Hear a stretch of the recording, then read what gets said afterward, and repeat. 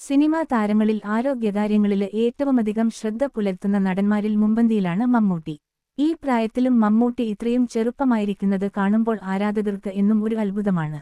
പലപ്പോഴും അദ്ദേഹത്തിന്റെ ആഹാരരീതിയും വ്യായാമങ്ങളുമെല്ലാം വാർത്തകളാവാറുണ്ട്. സഹപ്രവർത്തകർ തന്നെ പലപ്പോഴും അത് പറഞ്ഞിട്ടുമുണ്ട്. ഇപ്പോഴിതാ പ്രമുഖ ഡയറ്റീഷ്യനായ നതാഷ മോഹന് മമ്മൂട്ടിയുടെ ആഹാരരീതികളെക്കുറിച്ച് വിശദീകരിച്ച് രംഗത്തെത്തിയിരിക്കുകയാണ്.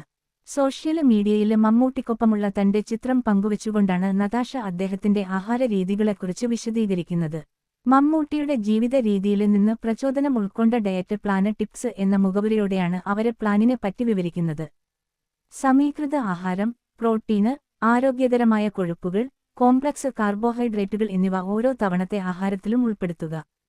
ജലാംശം. ശരീരത്തിലെ ജലാംശം നിലനിർത്തുന്നതിൽ മമ്മൂട്ടി എപ്പോഴും ശ്രദ്ധിക്കാറുണ്ട്.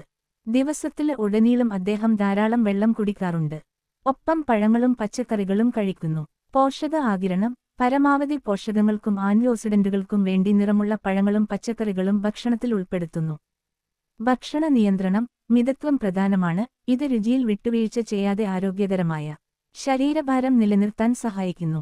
പൂർണ്ണ ഭക്ഷണം. മികച്ച ഊർജ്ജ നിലയ്ക്കും മൊത്തത്തിലുള്ള ആരോഗ്യത്തിനും പൂർണ്ണവും സംസ്കരിച്ചിട്ടില്ലാത്തതുമായ ഭക്ഷണങ്ങളിൽ ശ്രദ്ധ കേന്ദ്രീകരിക്കുക. പഞ്ചസാരയും ജങ്ക് ഫുഡും കഴിക്കുന്നത് കുറയ്ക്കുക.